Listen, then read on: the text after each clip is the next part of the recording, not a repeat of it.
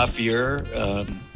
Really, the troubles began roughly a year ago right now. I remember the stock market was falling out of bed about a year ago right now, and dropped to 30% or so between late February and late March. And we've all been at home. And I guess we're still mostly at home. One personal bit of good news, and I'd like to hear from some of the rest of you on this. The question is, have you all been vaccinated yet? I hear talk of the bars opening. Oh, yeah. Hands are going up. My wife and I are going to get our second Pfizer shots this Saturday. We got the first one about 3 to 4 weeks ago, and we're going to get the second one. So we're going to feel a lot better about that. I think that's, personally, that's why I feel better about the economic outlook. But the economic outlook, I think, good times ahead, based more on the policies that you're referring to. I won't. I don't want to get into Bitcoin right now, but maybe at the end I'll talk about that and like what you want to invest in, given my outlook. So why are good times ahead? I think we've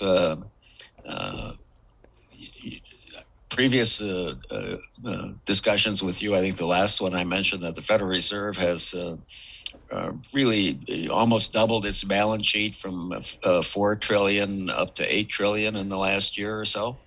It's pretty amazing when you think about it. I remember people used to say billions were a lot of money, and then trillions are a lot of money. And now when the Federal Reserve kind of doubles its balance sheet from 4 trillion to 8 trillion in a year's time, that's really pretty interesting and unusual stuff. So anyway, there's a lot of money out there. And I think at some point the banks are going to start lending that money.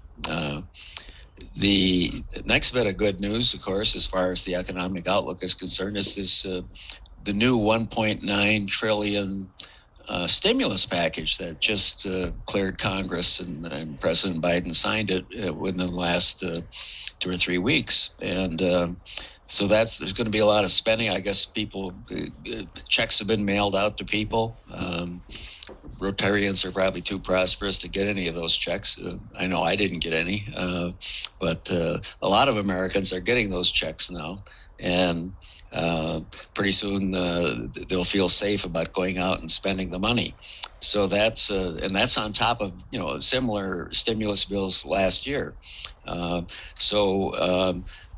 the goal of all this is to reduce unemployment. That's I can tell you that the Biden administration cares a lot more about unemployment than the Trump administration did, even though the Trump administration's record wasn't bad on that. They got the unemployment rate down to 3.5% or so before the pandemic hit us. Right now, I think the unemployment rate is officially about 6.2%, and that means that about somewhere between 9 and 10 million people are not working who were working before the pandemic hit.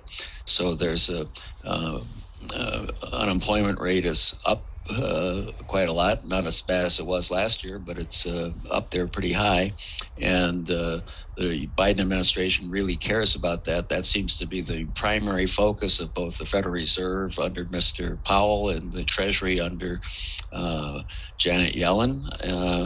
They want to get the unemployment rate down. And then secondly, beyond the fiscal stimulus that was just passed, they are talking now about a further program of, the price tag on it is like $3 trillion, but this is supposed to be infrastructure spending.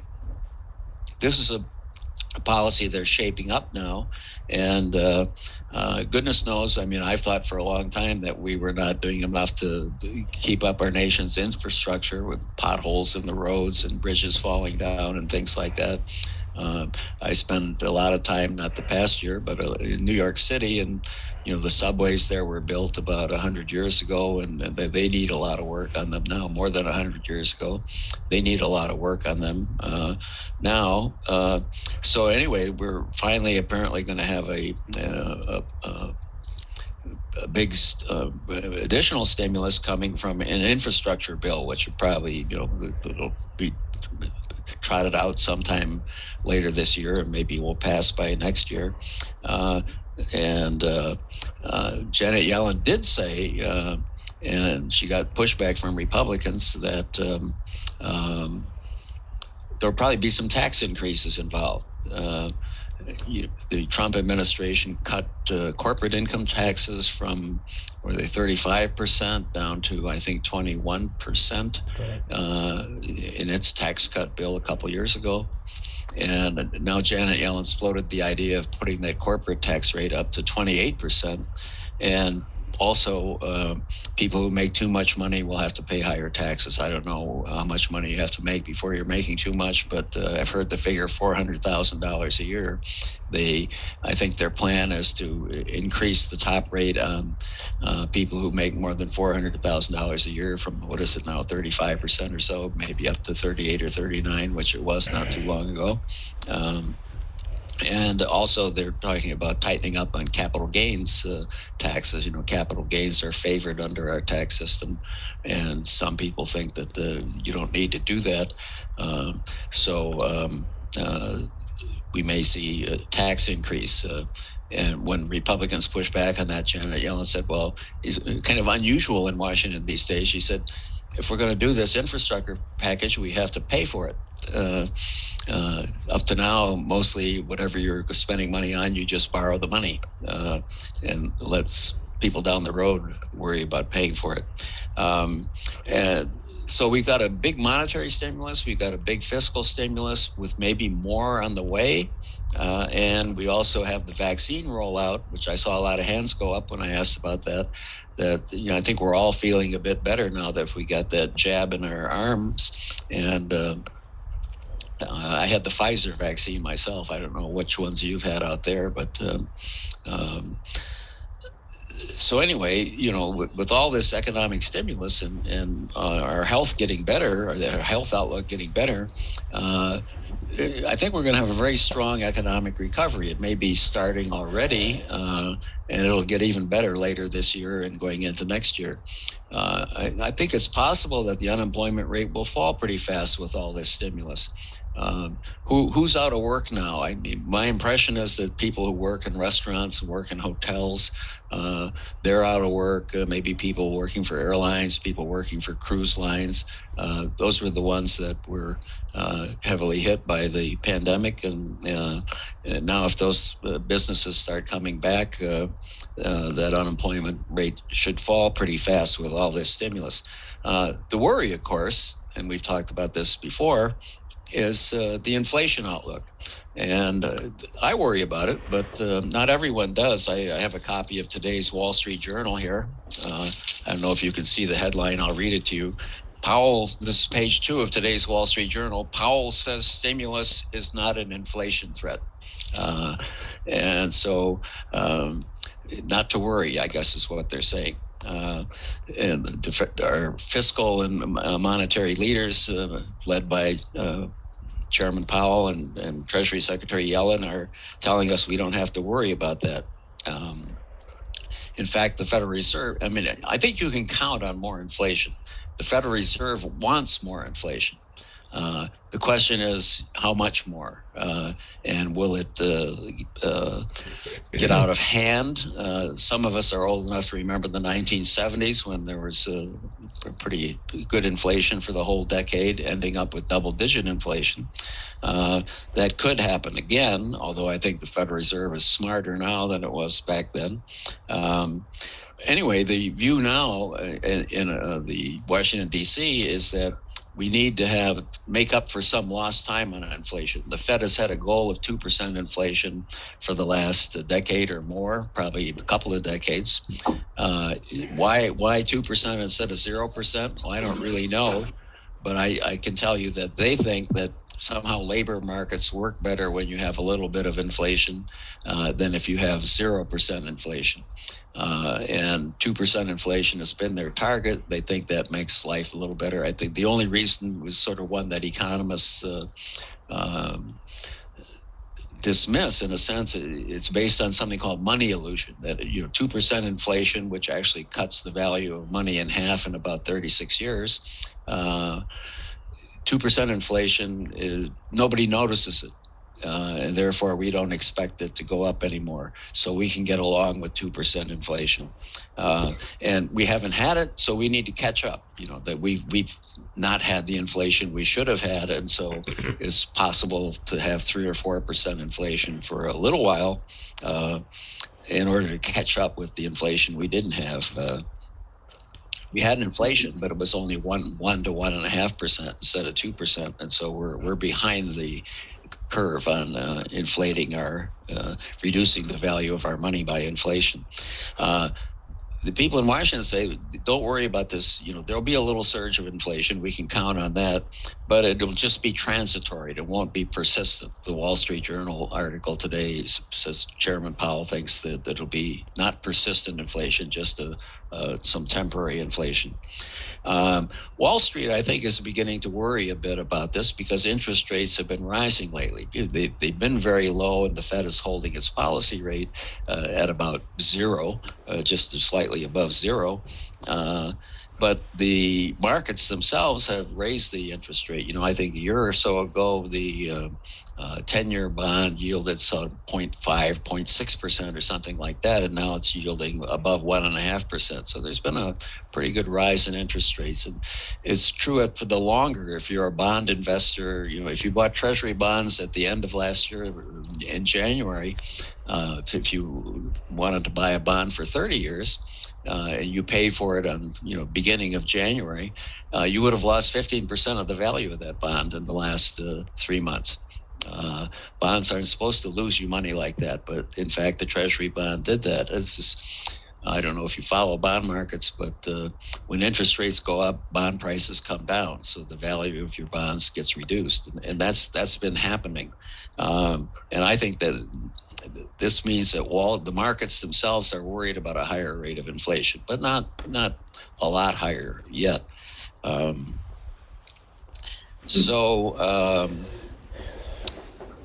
Why shouldn't we be worried about this? Well, I keep up with this literature, and what people are saying is that we don't have to worry about all this big increase in money becoming inflationary because there's so much slack in the economy. Well, there is slack. I mentioned that there were 10 million people unemployed still, and the unemployment rate is up there. But it's also true that under all this stimulus, I think that rate's going to come down pretty quickly. So we may get rid of the shock of the pandemic, the slack that developed in our economy as a result of that, faster than most people expect.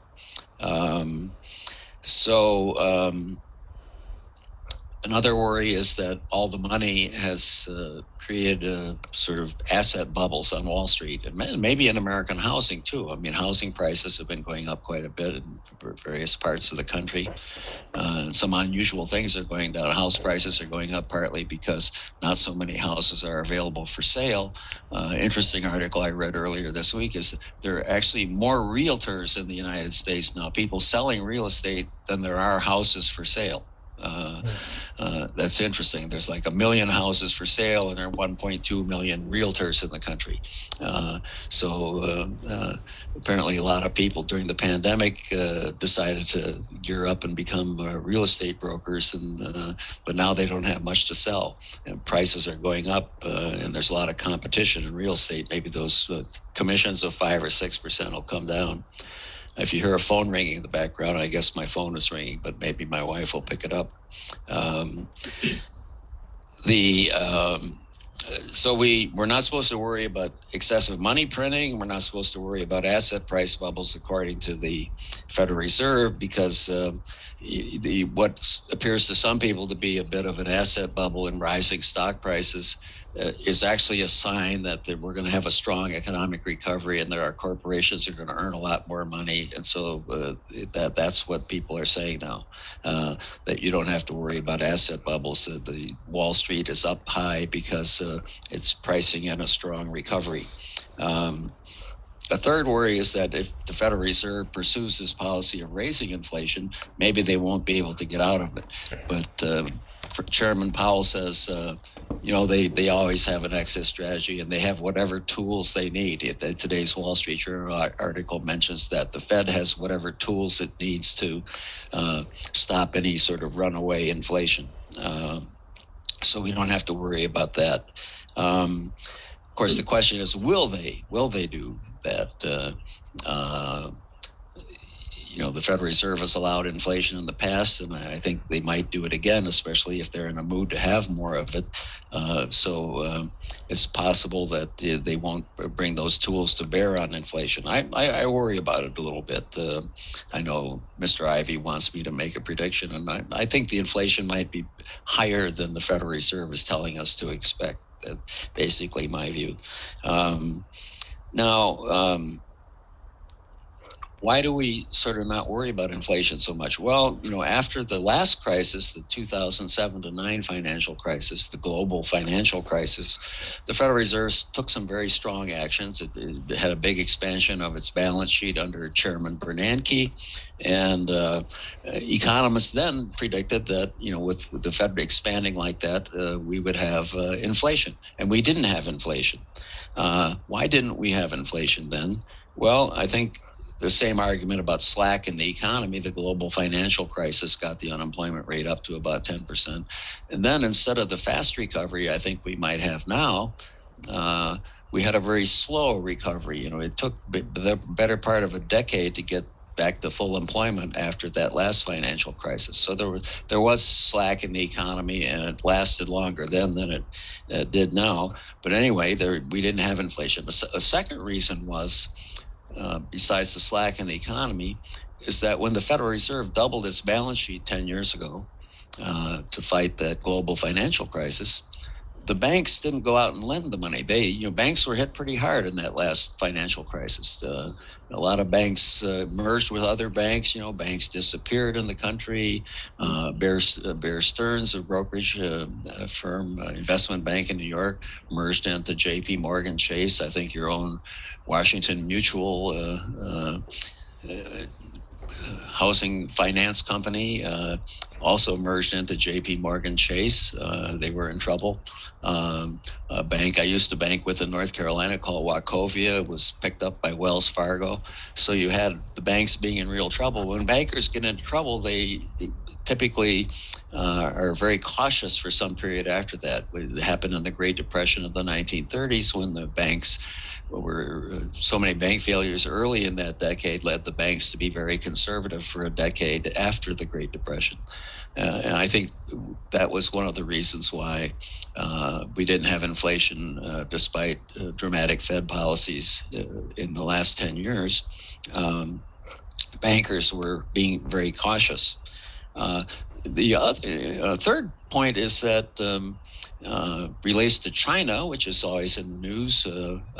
And the Chinese economy, was not hurt very much by that financial crisis 10 years ago, and it kept pumping out all those goods to the rest of the world. And the fact that so much low price stuff could be imported from China, which the U.S. did, that's put a cap on what our American firms could charge for their goods and services. And so the China's dramatic expansion actually had a taming effect for inflation in the world.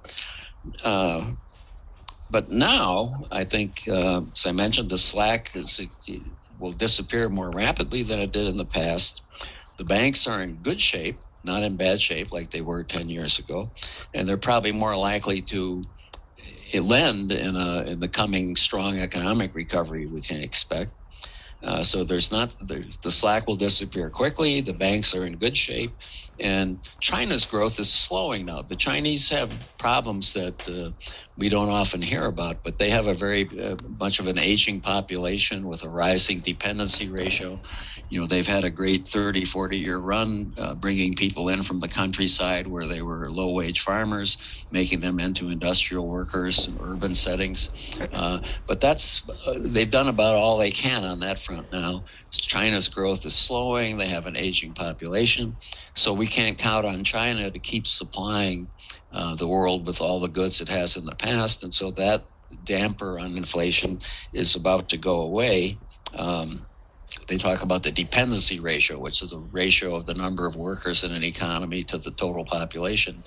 That is rapidly declining in China as people age. And one reason is they had this one-child policy for a long time, so they didn't have the population growth they would have. And what that means is that there are fewer young people and more old people in China, and that's going to slow their growth down.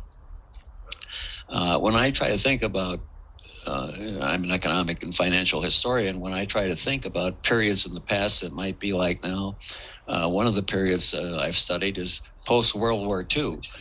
And I was actually around then, but I was too young to know what was going on. And so what happened in World War II, we ramped up American manufacturing greatly during the war, and people were not allowed to spend the money they earned by producing all the things that we produced to win that war.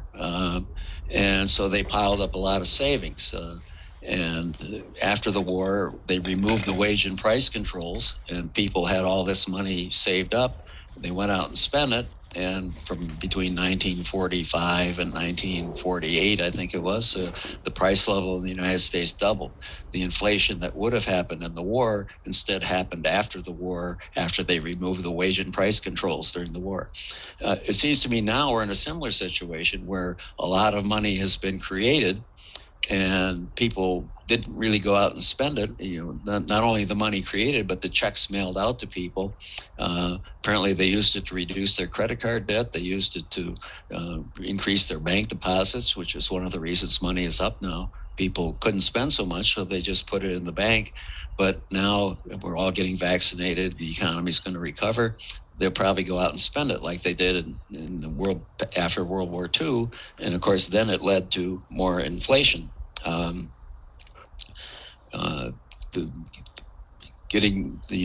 You talked about the bars opening out there and the restaurants opening.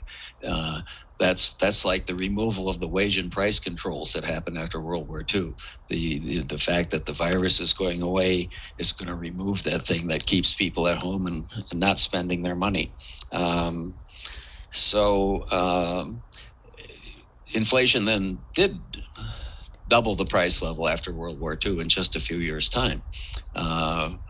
Will that happen again now? And I think there's more of a chance of it than Janet Yellen and Jerome Powell are telling us. And I think Wall Street is beginning to sense that, but it hasn't really gotten the attention from the great masses of the people yet. I think that it's economists worry about it. We're keeping an eye on that, and I worry about it more than our current leaders do. I'm retired. I have to live on my retirement funds. One thing that worries me a little bit is that history shows that when you have rising inflation, it's not really good for stock markets. It's not really good for bond markets either. So I worry a bit about that we've had a really good run in the stock market, but as you notice, the rising interest rates have kind of taken some of the glow off of the high-tech stocks. They had very high price earnings ratios, which meant that people were saying that I pay a lot now because they're going to earn a lot down the road, but those payments down the road aren't worth as much when interest rates are higher. So that's one reason I think we're seeing a somewhat of a slowdown in the NASDAQ stock index. Of course, bond prices, I mentioned already that if you bought a treasury bond, a 30-year treasury bond at the beginning of the year, it's worth about 15% less now 3 months later than you paid for it because of rising interest rates. So rising interest rates will accompany the increases in inflation, and that will put a damper on stock prices and probably bond prices as well. So should we all rush out and buy Bitcoin? I wouldn't think so. I mean, I think Bitcoin it's a technology, blockchain technology they call it. Bitcoin uses the blockchain technology. Bitcoin supposedly, the argument is that it's capped at a certain number of Bitcoins, and so I think people are noticing the slowdown in the discovery of these Bitcoins, and it's a purely speculative asset. I wouldn't touch it myself because I think it could easily double in price, but it could easily fall in half in price, and that's a bit of a risky investment. It has no intrinsic value. It's just a sort of an account somewhere, and so I don't think it's a valid investment. Yeah. If there is something to this blockchain technology, my guess is the Federal Reserve will get in the business of producing a sort of national blockchain currency, maybe dollars, something like that. But I think Bitcoin is just a sign of the speculation. We talked about bubbles for it. I would say Bitcoin is in a bit of a bubble myself, and there's a lot of history that shows very similar things. It was South Sea bubble in 1720, and I could tell you all kinds of different bubbles that have occurred in the last 300 years.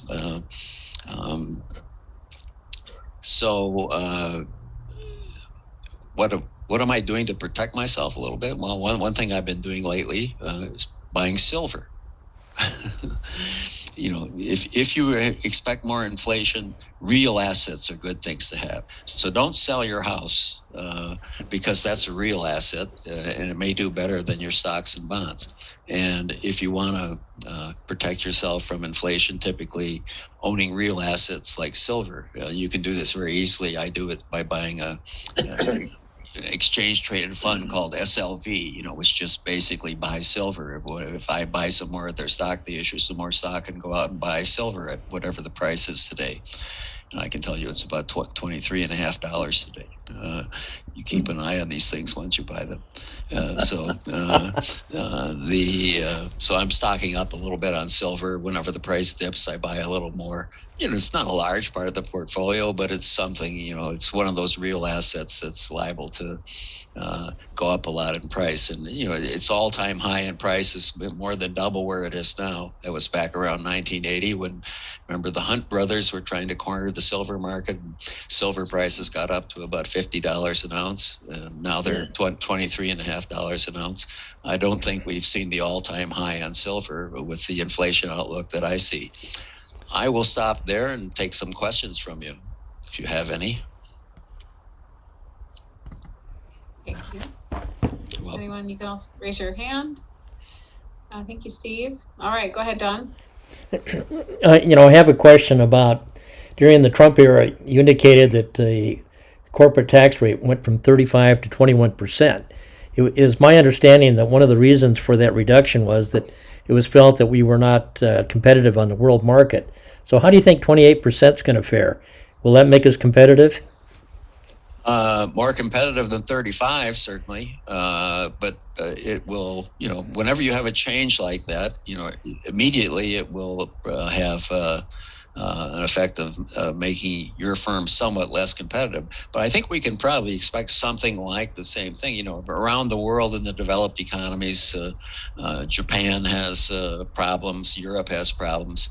And they're liable to do something similar. So I think the American corporations, if they have to pay 28 instead of 21, and of course they find ways around whatever the tax rate is. They find ways to minimize the actual payments they make.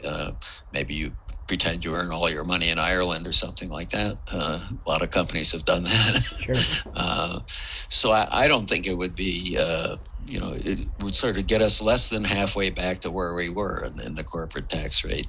And, I'm a great fan of Alexander Hamilton, who, he wanted us to manage our debts, but he also wanted us to be able to pay our debts. And what bothers me about the current situation is nobody seems to talk about, shouldn't we be thinking about taking measures that make us able to handle this debt? I think I've told you before that 40 years ago in 1980, 81, the national debt of the United States was $1 trillion. So we had almost 200 years of history to get us from no national debt to a national debt of $1 trillion. Last time I looked, we were over $28 trillion. So most of you look like you're 40 years old or more, maybe a few youngsters among you. So in your lifetime, I mean, we've taken our national debt from $1 trillion to $28 trillion, and that worries me a little bit. Because if we do get rising interest rates along with inflation, which is what I would expect, then it becomes harder for the government even to pay the interest on the debt, much less think about retiring it. So, at some point, the budget of the United States will have to say, we have to cut out other things because we have to pay the interest on our debt. And that's something that I don't see people worry about now. I think they should worry about it a little more. Okay, thank you. Thank you. Kiesler asked, she says that Ray Dalio is predicting that Bitcoin could be outlawed similar to when the U.S. government made it illegal to privately own gold, and wondered what your opinion of that was. Well, anything is possible. I don't really see that they would outlaw it. No, I think it might, without anybody trying to outlaw it, I think it might sort of collapse of its own accord. I never bought the argument that this is going to be capped. I mean, if I were trying to run a scam, I would say I'm going to create this thing and there won't be more than, 20 or 25 billion of them created. And then I would create a lot more. So I don't really believe the notion that there's only so many Bitcoins that will ever be created, and we're almost there to that now, so you can count on it not increasing.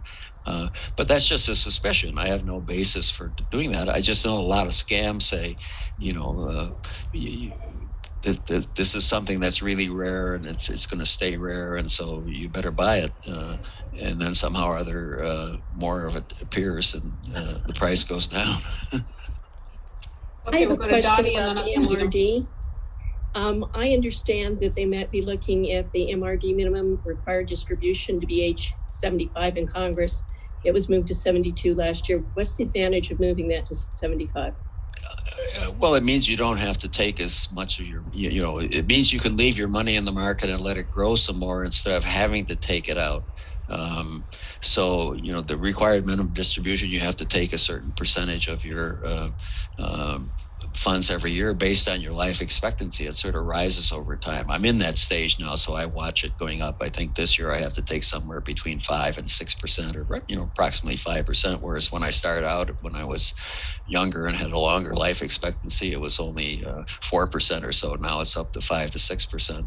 And if you get to be 90 years old, I think you have to take out about 10% of it.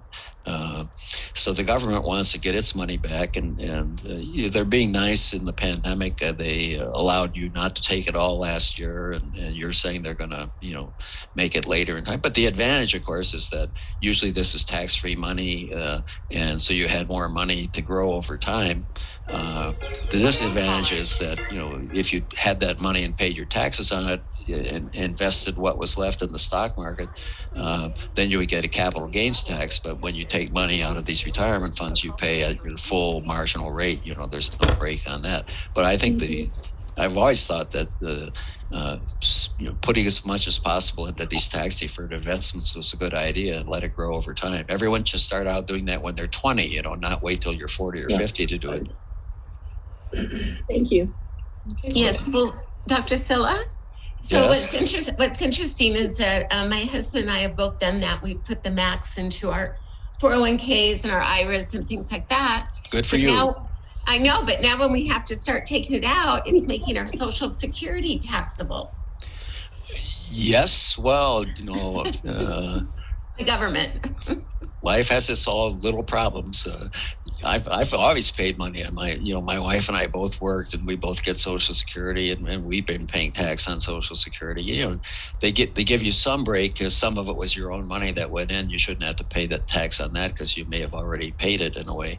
But the Social Security, you remind me of my mother. I used to invest her money for her, and I would put it into, say some government bonds that around 1980 or so were yielding 14 or 15% as opposed to the 1 or 2%. And I said, Ma, I got you some government bonds that are yielding 14%. And she said, oh, you shouldn't have done that. I'll just have to pay more taxes. So it's nice to have the problem that you make so much money that you end up having to pay a little bit of tax on your Social Security. we should all have those problems, and some of us do. So I have one last question, and that is, China owns a lot of our debt, if that is correct, and you're a historian of bonds. Maybe when you come speak to us next time, you could talk about the world debt and the countries and the default, because I think part of my understanding of part of what led to World War I was the inability of some countries to pay the debt of what they held. So, I'm not a scholar in the debt, but it just seems like what I've read is that China owns a lot of our debt. Yeah, that's true. I mean, the Chinese have over $1 trillion of our $28 trillion debt. The Chinese own that much. The Japanese own nearly as much, I think. We should be glad of that because, in a sense that they're financing our high levels of consumption. I mean, what happens is they sell us a lot more than we buy from them. Therefore, they earn a bunch of dollars and they have to do something with those dollars. And so they turn around and lend them back to us. That's not a bad thing. I mentioned Hamilton before. In the early days of the United States, Hamilton wanted to create a debt that would be attractive to foreign investors because the U.S. wasn't such a rich country then. And so he thought that if foreigners bought our debt, which then yielded about 6%, we were gaining something because we could invest that money more at 7, 8, or 9% in the U.S. And so we should be glad that foreigners want to hold our debt. But we do have to, worry about.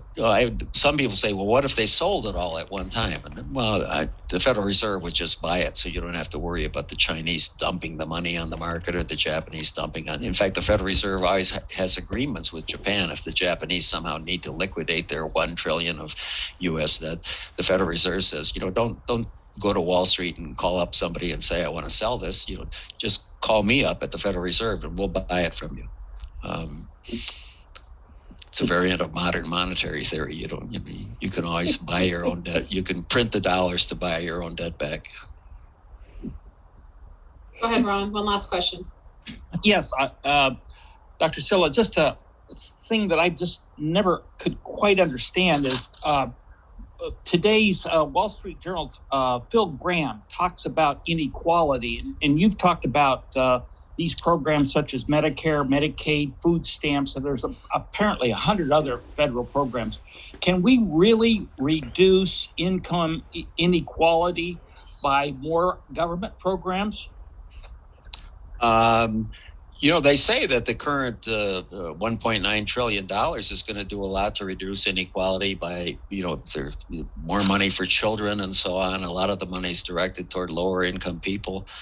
So you can reduce inequality. I read that article by Phil Gramm and somebody else in today's journal, by the way. And their point was a very simple one that, we can talk about our before tax incomes, and some of us have high before tax incomes and some people have very low before tax incomes. So you can calculate inequality on that basis. What Graham was saying was, if you take account of the fact that people who make a lot of money pay a lot in taxes, that reduces the amount of money they have to spend, and the fact that a lot of that money is then used to various welfare programs, people get money back from the lower income people get money back from the government. The article pointed out that if you actually take account of the taxes we pay, which reduce our incomes if we're earning a lot, and you take account of the money that's given out to lower income people through medical health care benefits and Medicaid and Social Security is geared up to give lower income people a little more proportionally than higher income people. If you take account of both the taxes that the well-to-do pay and the payments the government makes to those less well-to-do, our inequality hasn't really increased much for the last 50 years. That's what Phil Gramm is saying today in that article. And I think there's some truth in that. I would want to check his numbers before I bought it altogether, but there is a lot of redistribution. The U.S. is, we sometimes say our safety net isn't as great as it is in European countries, but in fact, we do a lot of redistributing of income in the United States, and so we don't look as bad once you take account of these redistributions. As we're not so much different from Europe in that sense. Thanks. Thank you, Dr. Sylla. You're welcome. So curious, and as to your take on this, I think you probably alluded to it, but my son goes to a dual language school in town. And so because he goes to that school, we were giving, I got a notification that we were approved for a pandemic electronic benefits transfer. So we're going to have a $468 food stamp card. And I don't feel, like we need it. I don't feel like it's a free money because it's obviously coming out of taxpayer dollars. So I guess how would you have me look at this benefit that I have coming my way that I don't necessarily need, or how would you recommend me paying it forward in the best way? Well, I would take it. If the government says something to you, you might as well take it. But I think that's one of the critiques of the $1.9 trillion stimulus package is that a lot of it is directed mailing out $1,400 checks to people who maybe didn't lose their jobs or anything like that. And so it was not, we all want to help those. I mean, I feel for the probably lower income people, the people who work in the restaurants and the hotels and the cruise line people and airline flight attendants and so on, they're not really highly paid people, and a lot of them lost their jobs. And so I think it's good to help people like that, but a lot of this $1.9 trillion package, some Republicans want to cut it down to $600 or $700 billion, not $1.9 trillion. I think a lot of people are going to get things like you did that you probably didn't really need it, but every little bit helps, right? So I'm just jealous.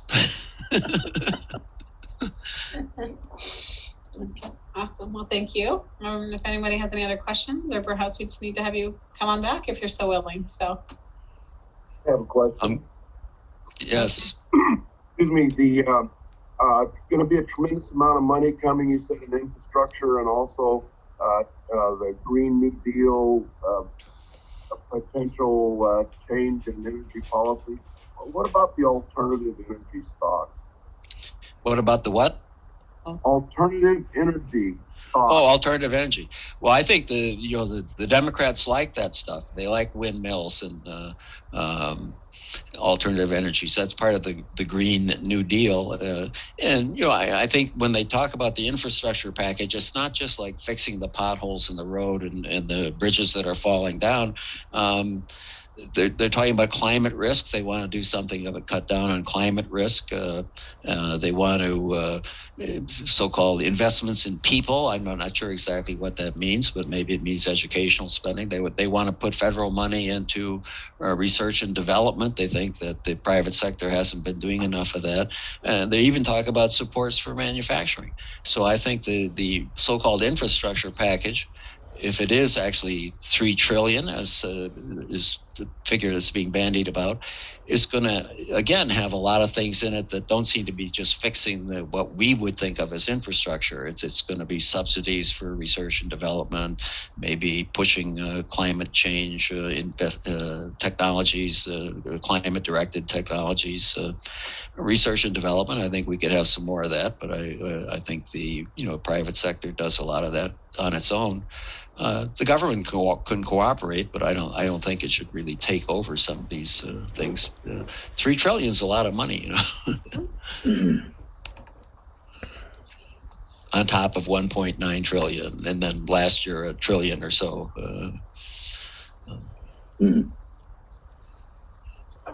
well, thank you. We've run over a little bit, but I appreciate you staying late, Dr. Sylla, and your time as always. So thank you.